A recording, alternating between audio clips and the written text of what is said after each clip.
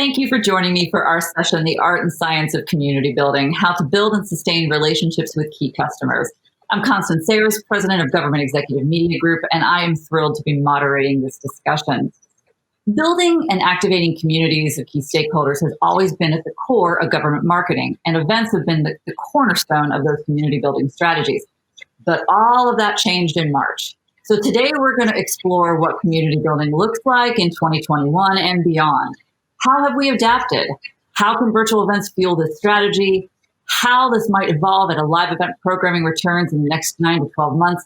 And also, what lessons have we learned in launching GovExec Virtuoso, our proprietary platform that was custom built to meet the needs of a modern approach to convening and connecting digitally? So joining me today for this discussion, three true experts in this space. I have Anna Pagan, VP and General Manager of Government Executive Events, George Jackson, the Director of Government Executive Events, and himself a longtime vet of producing content in our market. We're so lucky to have him joining us. This, I think, is one of your first panels, George. And finally, Sal Fuentes, who is the founder and CEO of Decision Council. So, Sal, I don't know if you know, your tagline says on your website, "Let's do this," which is a little open-ended. I don't know if you know that. But I love that because you really do it all. You know, revenue activation, content strategy, digital architecture. And I just think now more than ever, we kind of need everything to blend. So I should mention that Decision Council is our proprietary partner in building GovExec Virtuoso. So welcome, panel. I'm so thrilled to have y'all today. So let's just start off by talking about where we are and what we've learned so far with the shift from virtual events in 2020. So Sal, help us frame everything. Well, I think the biggest thing is that at the beginning of the crisis, I think everybody was scrambling just to find a way to move their events or connect with customers in new and inventive ways. But over this past 6 months, the stakes have just gone up. If you look at what's happened in the digital event space, it started with, hey, let's take our webinar model and try to replicate it. Now you're competing with a set of users whose consumer life and business life have been integrated by state experience. And now the stakes of, you're competing with, hey, this is how Netflix works. Hey, this is how Roku works. Now you're trying to create this experience for them online that has to compete with what they're seeing in their consumer space. So the stakes from a content standpoint, from a use of data standpoint, and what you mentioned earlier, integrating the whole story into my sales and marketing supply chain, it's all part of one cohesive experience. And I think that's the biggest thing that's changed over the past 6 months. Absolutely. I definitely think even for us, I mean, I want Anna Pettijohn to talk a little bit about, our journey, because I do think we were able to pivot fairly easy because we had an existing digital platform. I think if you were if it was all live, it was a little bit of a struggle. So Anna, I'd love for you to take us back to March. You just returned from your honeymoon and it began to look a little worse every day when you returned. So take us back. Yeah, no, and that brings up a great point. I think going into this year, 2020, we were looking to enhance and kind of expand our digital event frontier. And we were executing, webcasts and viewcasts, which were the studio-based panel discussions that we were streaming for a digital audience. So and we're live streaming pretty much all of our live events. So we had kind of that background and that basic infrastructure that we needed.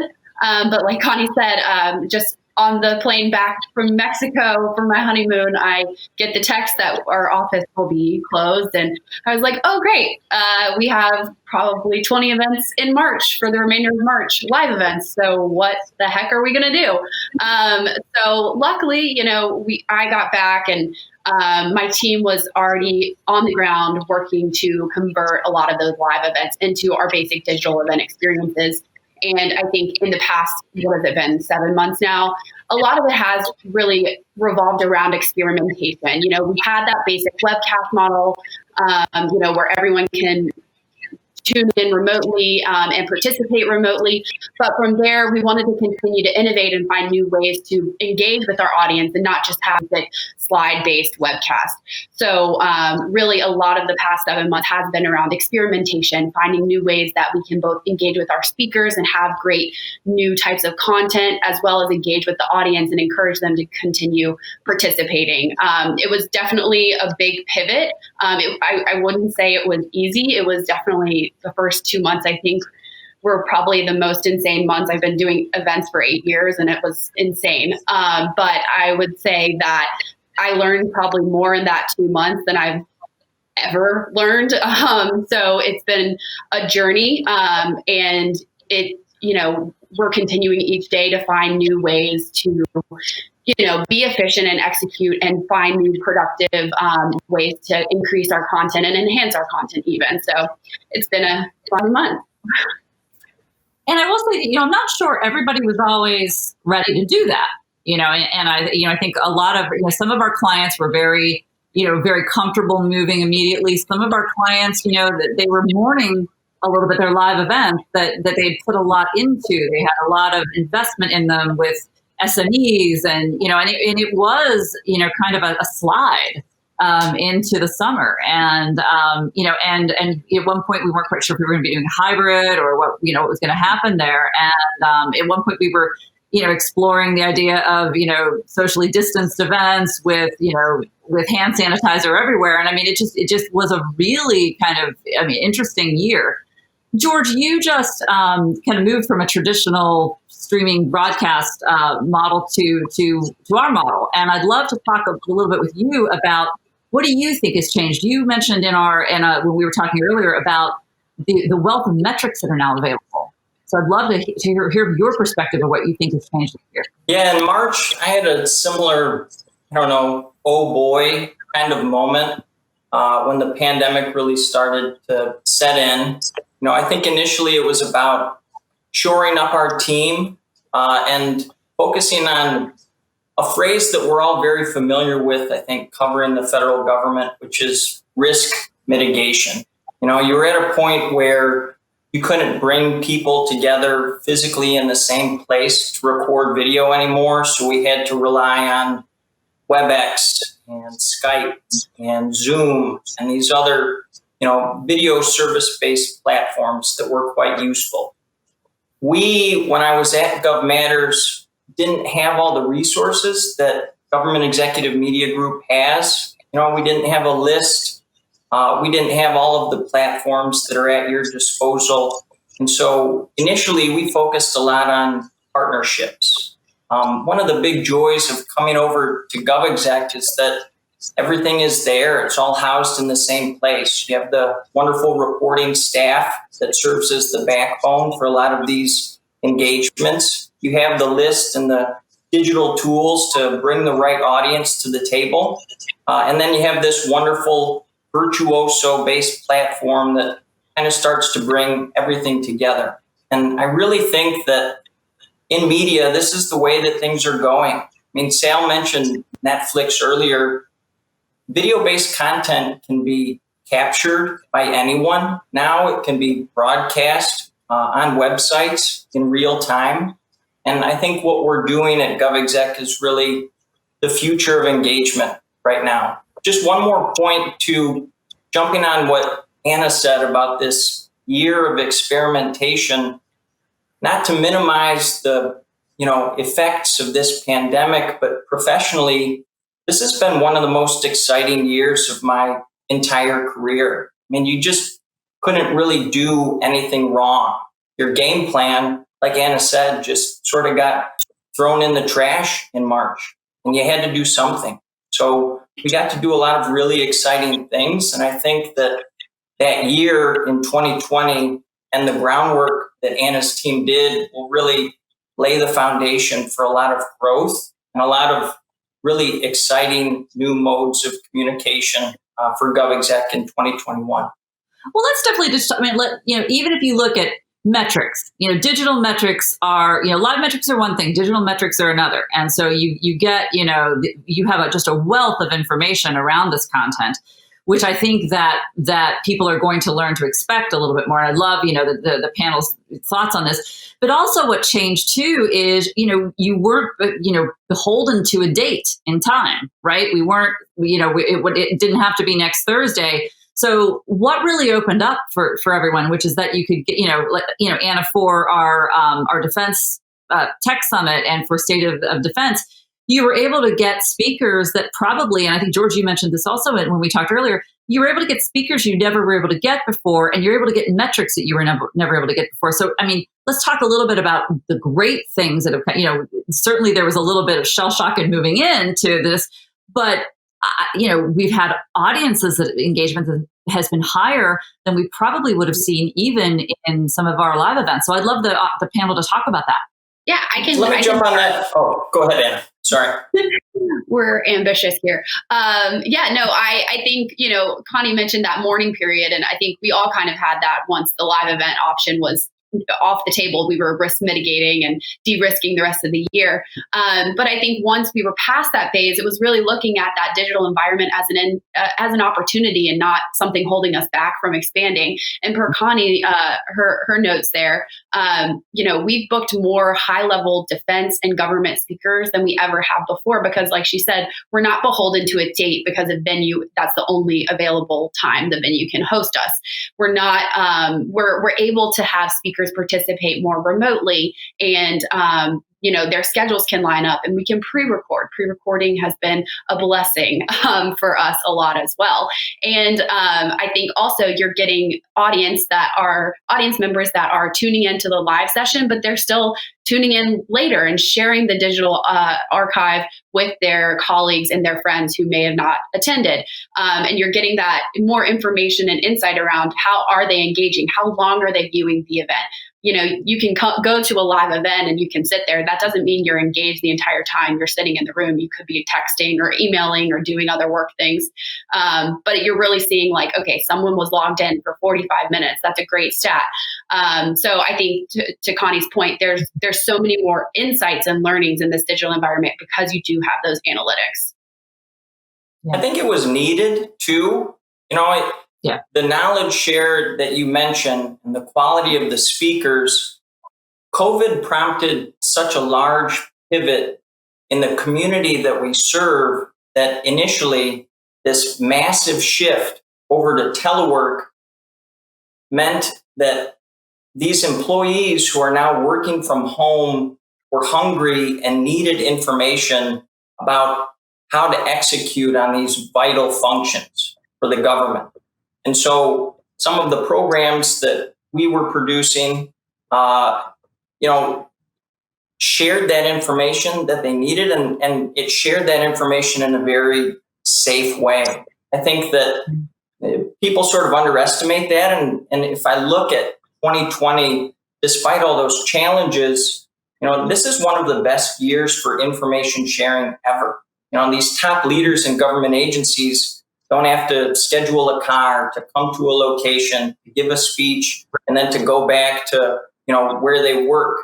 Those engagements that maybe an hour and a half or 2 hours pre-COVID are down to, in some cases, 15 or 20 minutes. So it just makes it a lot easier for those folks to participate, and the content has benefited as a result.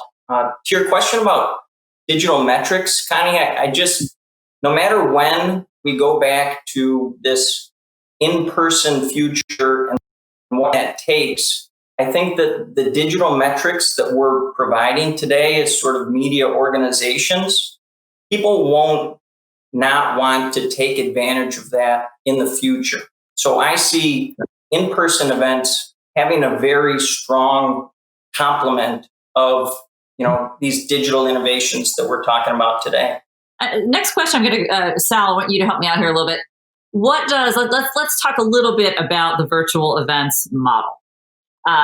Everybody, we kind of started off at the beginning, tons of engagement, lots of high numbers. But I think what has happened is you've started to have a little bit of, the stakes are getting higher. So let's talk a little bit about what makes a good virtual event. So in terms of programming and formats and production and marketing, Sal, let's talk a little bit about, the streaming entertainment experience and what do people need to do to produce good virtual events now? I think what you've seen over the past 6 months is a complete separation between the pretenders and the contenders, right? The pretenders are trying just to replicate that physical experience, the intimacy and adjacency they used to have. And now the contenders have raised their game completely. They realize that they're programming content for an entire year, that they've got to find a way to create a compelling reason for someone to take their Outlook calendar or their Google calendar and carve out 2 hours, 3 hours a day over a long period of time to actually engage. And so that's changed production budgets. It's changed networking technology. And going back to your original question about metrics, what the metrics are showing is that if you don't create a compelling experience, if you don't have great content, they're going to not spend time. That 1 hour they booked on their calendar, they're going to spend 10 minutes and go away. And the analytics are showing us exactly what works and what we need to continue to program and what kind of content they're looking for. So it's more of a challenge from the standpoint of we've got to be better at this, but you're getting immediate feedback and immediate results that when we look at how we partner with our clients and how we partner with our sponsors, we're able to create better strategies. And fundamentally, that's going to change the revenue supply chain across the board. So definitely the idea, it's on demand, it's metrics driven, it's led by content, and it just seems like as though, experimentation is the key. I mean, and not to be afraid to experiment. And I mean, and we've certainly had some things that just haven't worked well, or some platforms that haven't worked well. You just can't let that kind of get you. You got to just keep experimenting, because I think the audience is, this thing's going on for a little while longer. And I think we're going to, as people, the fatigue is probably going to continue, but for a while. And so you just absolutely have to up your game. What about things like, serialized content, gamification? I mean, is that going to be kind of the next wave, Sal, do you think? Like, really looking at, like the next formats? I promised myself I wasn't going to use any cliche terms, but I'm going to go with one, which is the idea of snackable content, right? We hear about it all the time. But, if you look at especially the under 30 executives and managers, and you look at how they use YouTube, you look at how they use Audible and these different formats, their podcasting preferences, what you're seeing is, hey, can you inform me in 20 minutes? On my jog, can I learn a little bit more about cybersecurity and defense, right? Those kinds of topics, and being able to educate myself quickly and immediately, it's just going to continue to grow. I think one of the smartest things that GovExec did, and I know Anna and her team, was the idea that we leave the entire set of events on demand, right? And you can go back and re-educate yourself. Think about the choices you had to make at a physical event. I'm going to go to 3 to 4 breakout sessions or 3 to 4 panels. I don't have to make any concessions anymore. I can consume all of it and I can consume it on my schedule, on my time, when appropriate to my business function. That kind of convenience is the kind of thing that people are looking for. And I think they're going to look for it in audio. I think they're going to look for it in video. And God forbid you had low production quality and a schlocky panel, because they're going to know it and you're going to kill your brand in like 10 minutes. Yeah. I mean, you've said all along, the technical acumen is going to rule. It's the AV people running the show now. And so, I mean, and you've got to up your technology game and your staff's technology game. We'll get to that in a second. But Anna, I'd love to talk with you a little bit about, how to prevent digital fatigue. Let's talk a little bit about what you've seen in terms of migrating format. If you just take a 3-day event, live event that worked well, should you just pick it up and do it the same way? Yeah, that's a great question. And I think it also piggybacks off of kind of Sal's comments there. And Sal said this in our earlier call this week, but not everything should be a digital event or a virtual conference. I think looking at different ways to share that content, share those speakers, not just setting up that day-long virtual conference on a virtual platform. That's not going to hit a ton of marks all the time. You're going to see decent engagement, but you're going to see drop off as well. So, a lot of things that we've experimented with is spreading our content across multiple days. Our State of Defense program that we actually hosted through September and October, we had 5 different events targeting the different service branches within the Defense Department. And each week we highlighted one of those service branches and had that snackable content that Sal mentioned, really quick hit programming that, we had a leader and then we had a policy discussion directly after, and continuing to utilize those videos post-event to create even shorter sizzle reels that our editorial team then would post on article pages and continue to promote through the e-newsletters and other digital advertising across our proprietary site. So finding new ways to take that content from the live experience and then make it more digestible, make it more accessible and easy to watch. I think also Sal mentioned the podcasts and the audio specific, taking content from your live digital event and producing it in different formats post-event, so that people can tune in while they're in the car. They can listen to the Defense One radio interview session with the Marine Corps General. So just finding new avenues to share that content, I think, is really critical. Another piece of content that we're also producing quite often with our events is the top 5 takeaways. So really highlighting some of the biggest conversations and the biggest talking points from a live event and continuing to promote in a more digestible manner. And again, linking back to the archived video.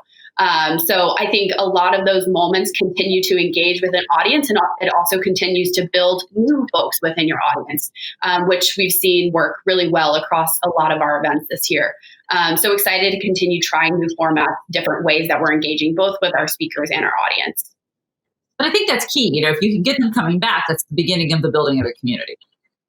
Yes. But one thing, George, you said something really interesting, which was that you couldn't do anything wrong this year. It was great. It was a very forgiving year, but user experience is a different thing. I know you talked a little bit about, when we were talking earlier about the fact that, you have to, users have to, if they're not going to show up if they've got to go through a bajillion screens and do a bunch of things to log onto the content. So I don't know, what if you have some thoughts on that?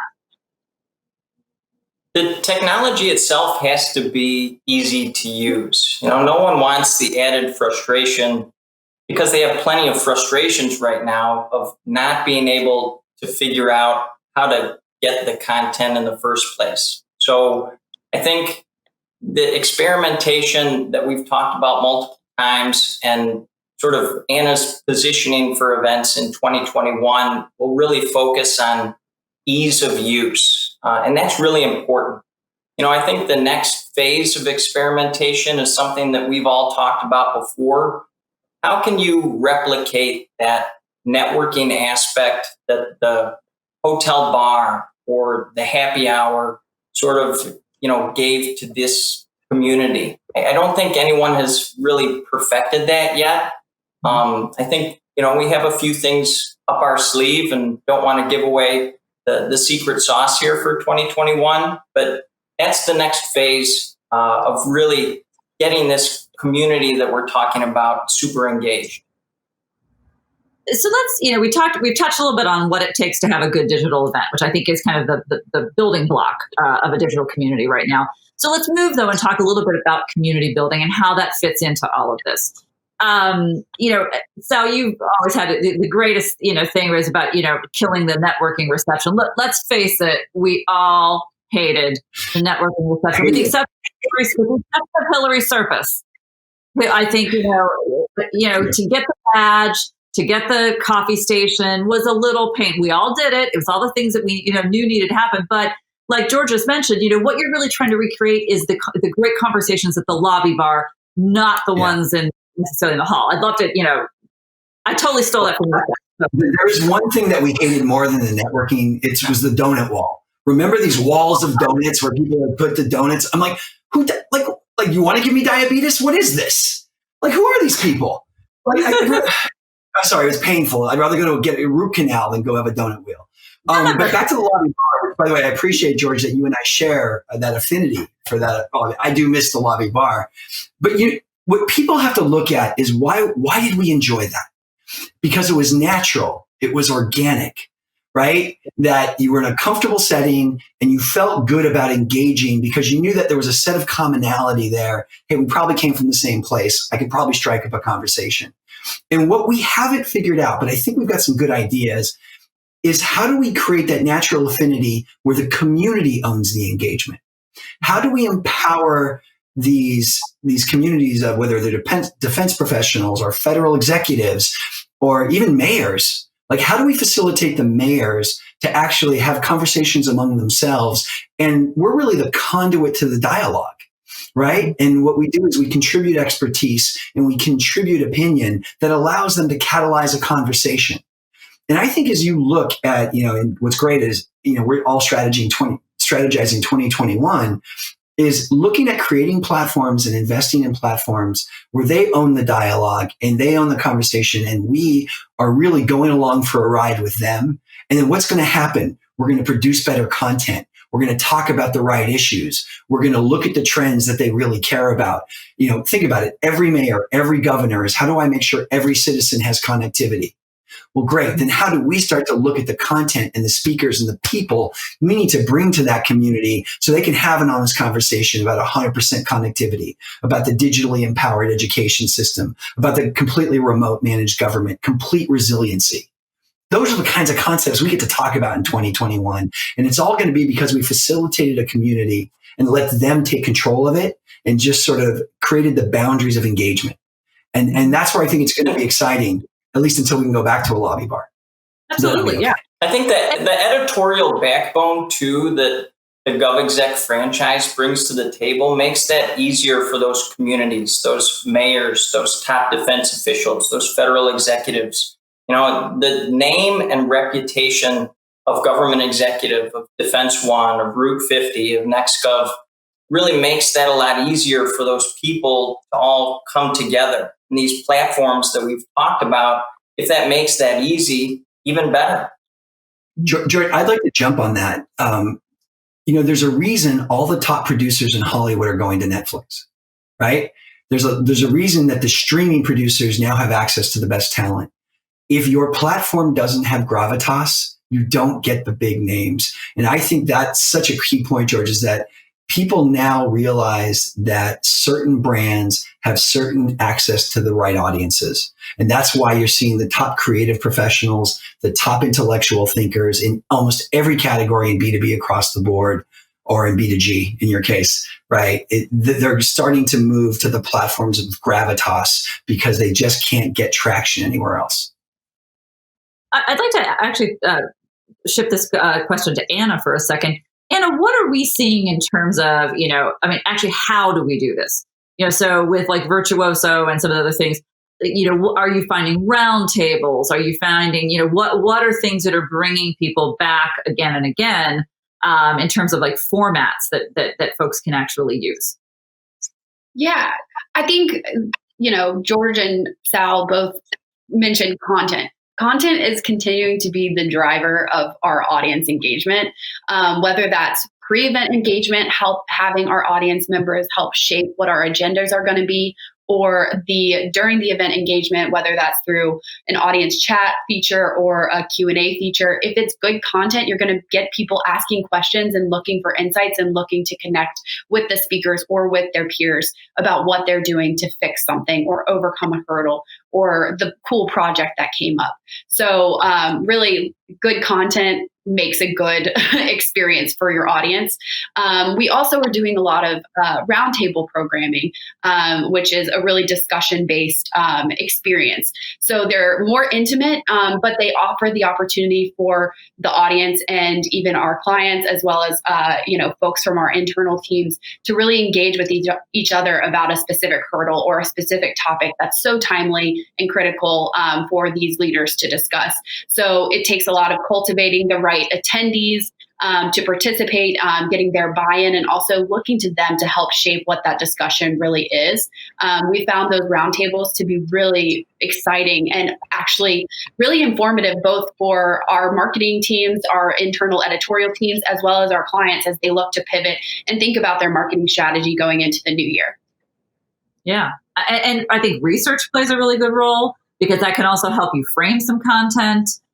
This whole idea, having folks work on projects and they can come back and, and really kind of contribute to the discussion, no matter what it is. And another thing too, we've been talking a lot about events specifically, But there are other things like podcasts. I mean, I always am such a proponent of audio, and that's really taking off. And so I know we've been talking about things like primarily in the video realm, but let's not forget about storytelling and talk a little bit about storytelling. We've talked about content, but let's also talk a little bit about storytelling. I think the stakes are higher there. Sal, George, you guys have both been, kind of, on a little bit more on the broadcast and production side. Talk a little bit about storytelling and podcasting and other types of content. So if you go back to the idea of a community, right? And this is, are you talking at people? Or are you dialoguing? And it's one of the fundamental shifts is your storytelling now has to be part of a dialogue as opposed to your storytelling being part of a presentation. And it's a different mindset.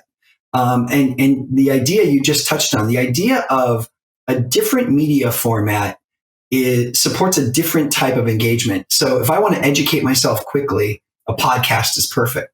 If I want to make a business case to my boss about a new technology, I might need a white paper or competitive analysis, right? I might need someone to give me some best practices in other federal branches so I can justify a technology upgrade, right? If you think about the way whether it's a podcast, a white paper, an informative video, even just playing back a speaker's address to a keynote speech, all of those things play a part. And very few, I would say, of our partners and companies, very few, any kind of media platforms understand how to do dialogue narrative versus one-way narrative.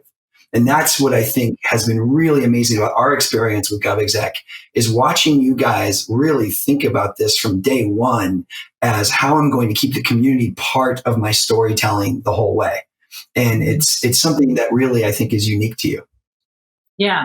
And there's just definitely such keeping people engaged, like maybe having starting off a jump point from an event, but then like Anna had said, extending the content or having a regular cadence. I do think it's important as you're building community to have a regular cadence of something, whether it is a work in progress or they're getting podcasting from you, but really kind of upping your game in terms of multiple touch points. And I think that, and adding value and making sure that you're actually adding value. I know, one of the things that we kind of did even before this, and Anna, you'll remember this, we actually kind of crowdsourced through research an entire event where, we started from the prep. We didn't know what the event was going to be. And basically everyone helped us kind of fill that content in. I think that's a very exciting kind of premise to look at, having your customers help you define what your podcast or your event looks like, and I don't know if that was just, to me, I think something that was a little bit ahead of its time, given where we are now. Yeah, and we're also looking to do that a lot with our 2021 editorial events and editorial series. So really taking the learnings from this year, but also engaging with both our audience and our clients. What are the most critical topics? And what are the subtopics that fall under those? And what are you looking to learn? So, crowdsourcing those folks and continuing the conversation for the remainder of the year to really shape what our calendar year looks like. So, we've already gotten a lot of really great feedback and working even directly with some of our top speaker offices and public affairs friends to have them contribute to, this is what we need to put out there. Because now more than ever, public affairs officers are looking to have platforms for their leaders to speak on. So that's also something that we're looking to engage with and continue to work closely on to make sure that we are constructing those storytelling or dialogue conversations rather than just, setting up a presentation. So yeah, lots of exciting things. Absolutely. And I think a lot of that, go ahead, Connie, I'm sorry. No, go ahead. I'm, a former TV guy. I'm such an interrupter. It's just par for the course for me. I was going to say that, in the root of a lot of these thought leadership programs, everything comes down to communication. And I think people underestimate sort of the innovation or innovative minds that are housed in the federal marketing community, and listening to them, listening to what actually provides them value is quite useful from, a content production or event production based standpoint. They have great ideas. They're often, they're companies that they work for ahead of the curve as far as sort of data and insights and analytics. So what you're talking about is really, really useful. Building on Sal's point about podcasts too, and these sort of audio forms of presentation, I think those marketers that I'm talking about have had to take some risks during this pandemic as well.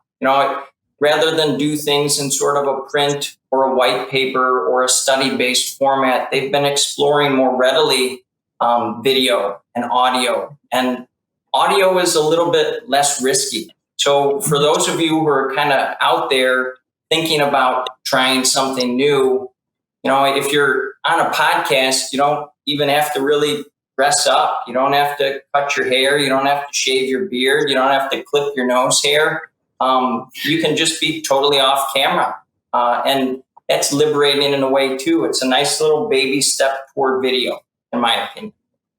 And it's just powerful content too. I mean, really, really good, powerful content and storytelling can be done, I think, in a podcast. I mean, some of the podcasts that I've even moderated, they're amazing stories and just, you really get people talking and it feels a little less formal. And I really like it. And you can also develop a personality for your brand, I think, with a podcast. So I'm a big, if anyone knows, we love podcasts at GovExec, man. It's been one of our things, but don't forget about that in the mix of community building. Can I give a couple of quick tips, Connie? Absolutely. I love it. For those of you watching or listening, 2 really cool products just to try. Try Blinkist. If you haven't tried Blinkist, it's these quick 15-minute summations of some of the top books out there. It's a really interesting way to see how an update works. And then Audible just came out with Audible Plus, which is basically an all-you-can-eat library of books with about 100,000, 200,000 podcasts coming out next week. And it's a great way to just test the format, get to use it, because the more you listen to it, the more you'll think about how you produce for it. Yep, absolutely. We have a couple minutes left. Let's talk about event staffing.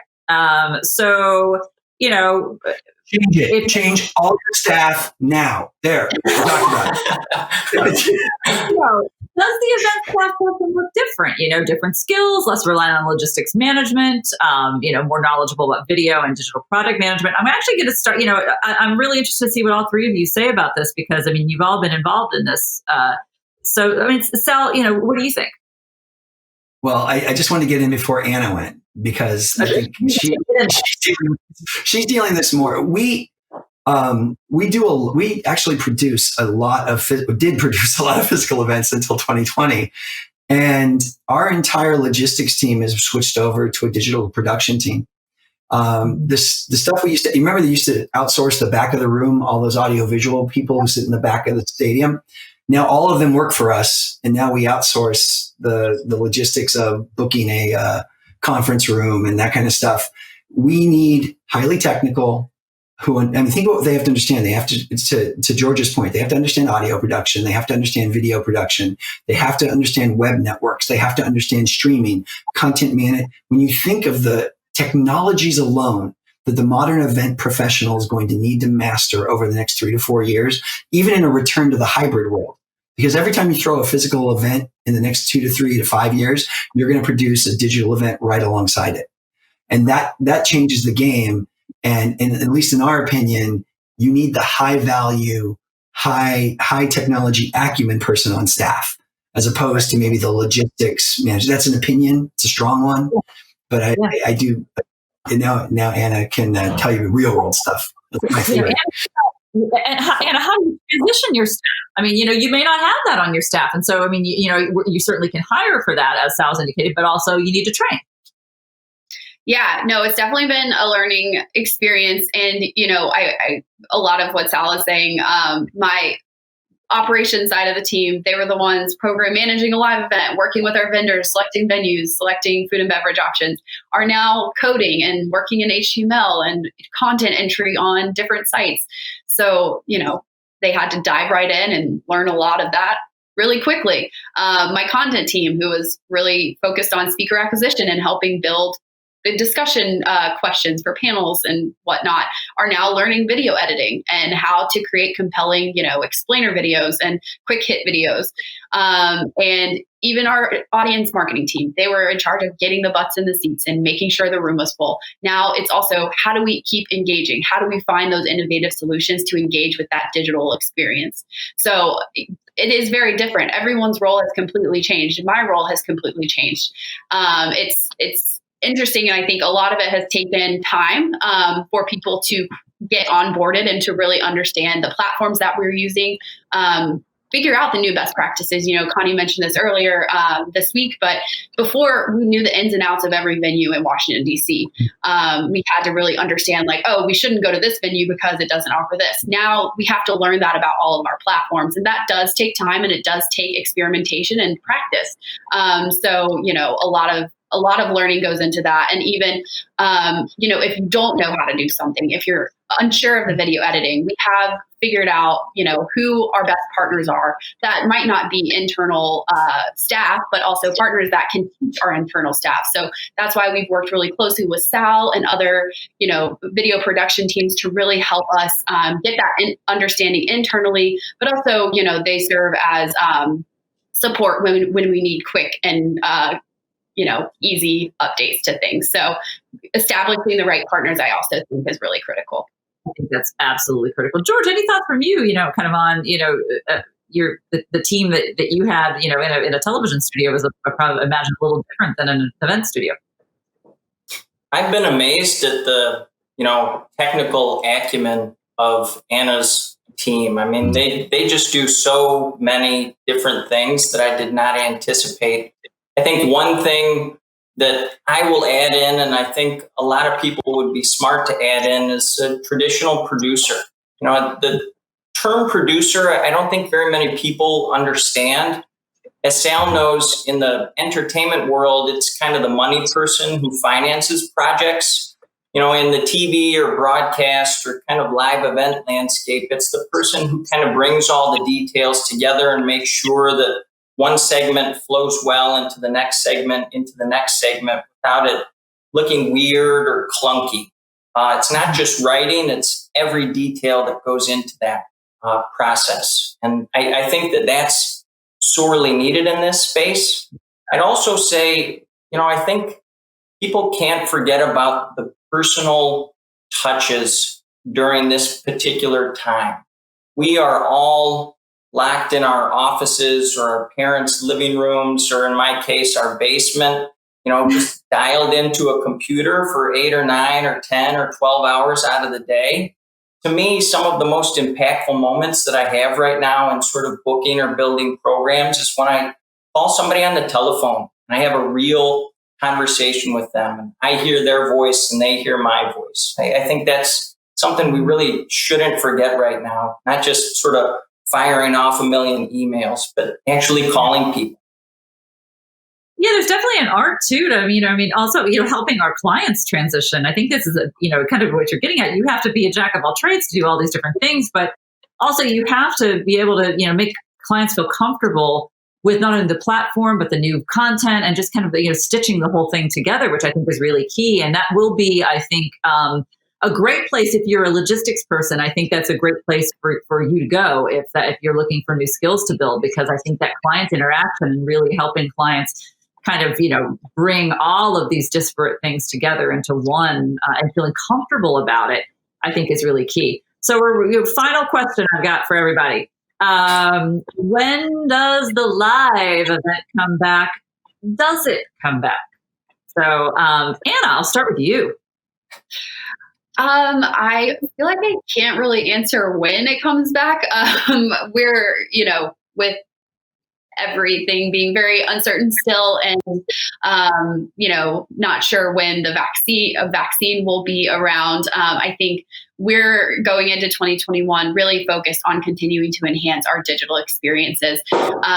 When it does come back, which I do think the live event will come back, but definitely in a hybrid format, there will still be an emphasis on having that in-person engagement, but I think a larger emphasis will be placed on that live stream experience, that live digital component that's, feeding off of that live event experience. So, we've had a taste of the type of audience we can get with digital events outside of just the Beltway. Previously the majority of our events were in DC. Now we can reach a broader audience. So there's going to be a bigger push to get a larger live stream audience tuned into the content, but also how do you continue to engage and build that community outside of just a, smaller live event. So I don't know if Sal or George have any other premonitions on when live events will come back, but those are my 2 cents. Are you going to say something provocative, Sal? Like it's never coming back? Well, I was going to let George go first. I was hoping his neck would go first. I'm not going to say that provocative. Okay, so I will start with.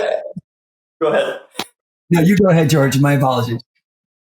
That's one of those 3 strikes thing, I think. I've been thinking a lot about this particular question, Connie, and I think we will see the live event start to trickle back in midpoint next year. I think it's going to look vastly different. And I think that those initial attempts to do so are going to be largely unsuccessful. I look to schools as kind of the pioneer or model in this place. They will have had months of groundwork trying to create safe zones for some people, but also enhancing the distance learning element simultaneously. So I think that they're the best place to look for an answer there. Me personally, and the way I viewed this since the beginning of the pandemic is in those sort of risk mitigation terms that I mentioned at the top of this discussion. If we are hosting as an organization these top level officials in, cabinet level agencies or the Department of Defense, are we going to be really willing to put those people at risk just simply to put on an event? That makes me slightly uncomfortable. I wouldn't want to step into a place where I'm putting someone else in danger. Great point. Sal, that was just a great answer. No, it was a great answer. It's so thoughtful, right? That are we thoughtful as an event producer is going to be one of the critical questions of the next 2 years. And I look at it, I'm going to try and be as controversial as possible, Connie. The first thing I will tell you is I don't think the stuff like CES is ever coming back the way it is. Do I want to go with 100,000 people to Vegas to hang out in 20,000 person chunks when everybody flew in from around the world? I don't know that level of comfort will ever exist again. But do I think you might regionalize CES and maybe I'll go to a smaller representative event in 8 cities? I think I might do that. Right. So I think that can reinvent itself. I think the smaller and more intimate the event, I think the more likely it is that it'll come back. But to Anna's point, we're going to have same day testing. We're going to have a vaccine.